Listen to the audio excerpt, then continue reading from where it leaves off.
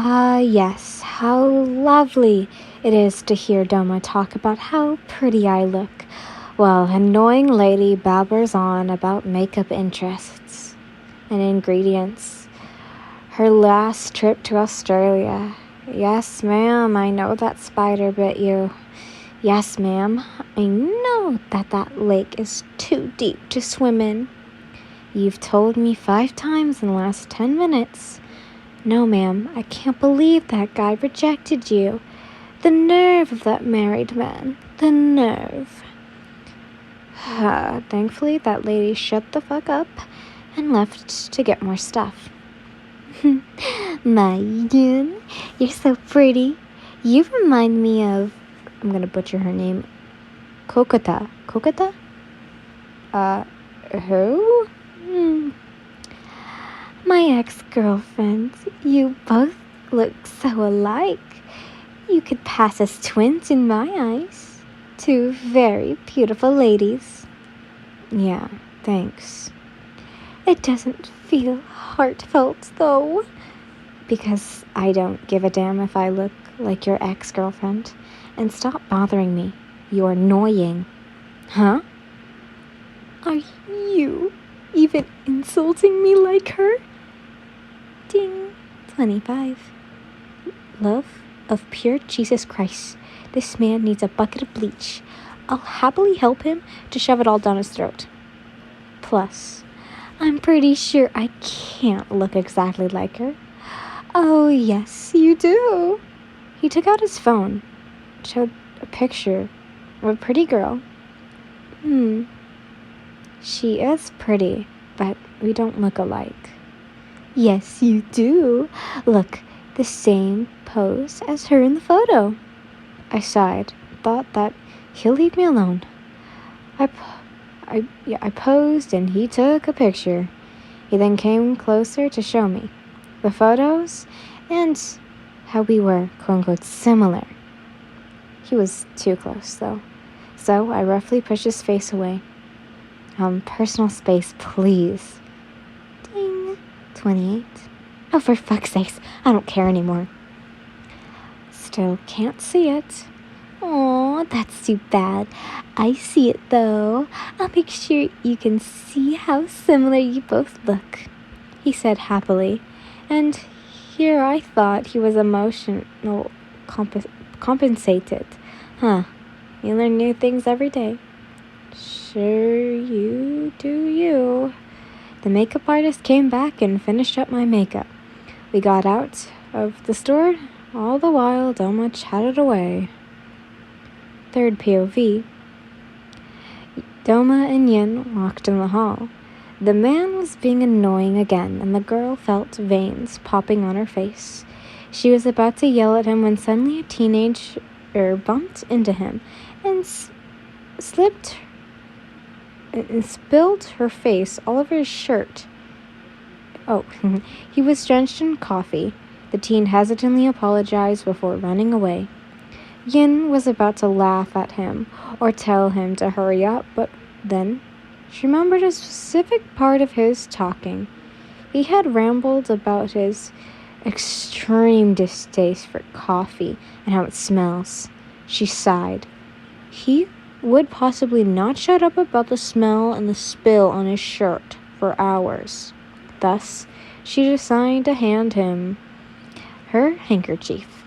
She magically had one in her pocket, so yeah. Here, now stop whining and hurry up. Doma stared at her for a long time.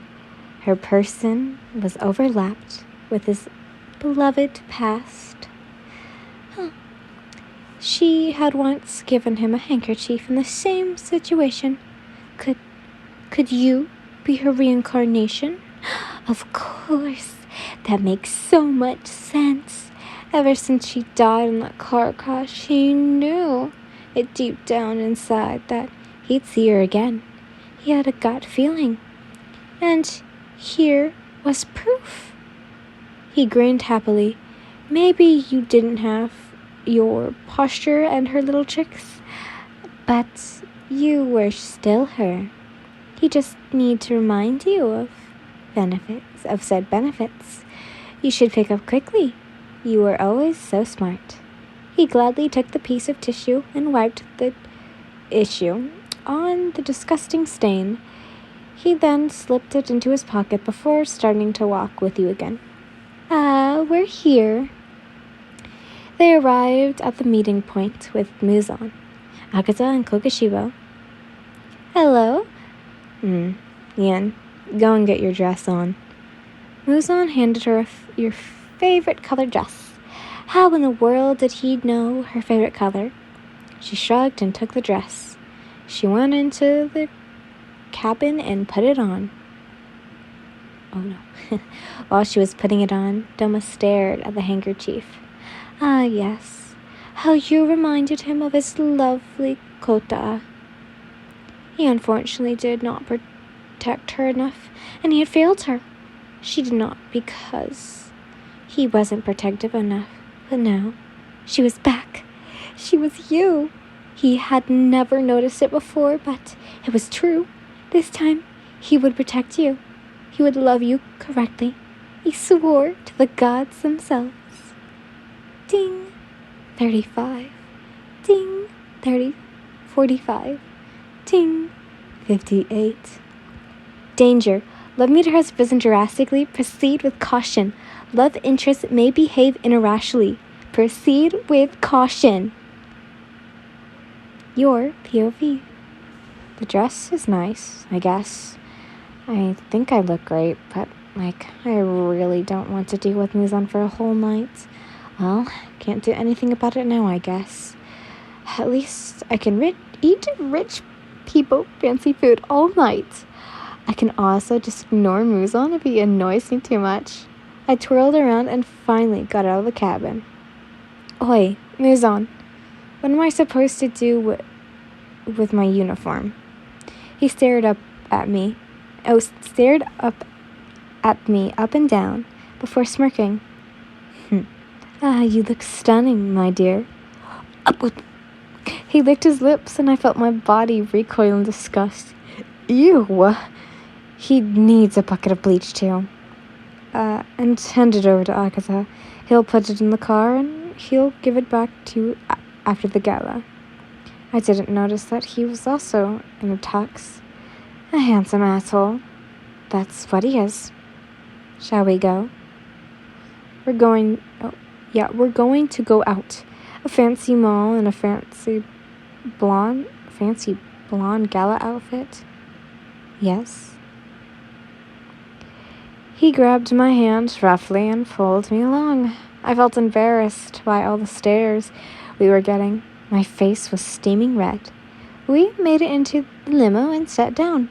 Muzan was awfully touchy and sat close to me. How annoying. We arrived after a tedious hour. It was 6 p.m., and we were in front of a big mansion. Oh my god, I can't believe I need to do this. I felt nervous sweat on my back. I felt my hands get clammy. I felt frightened. I sighed to steady myself. It's fine. It's all fine. I can do this. I can make it through the night. No, I just need to make it through the night. I'll kick this gala's ass. Bring it on, you judgment-filthy rich pricks.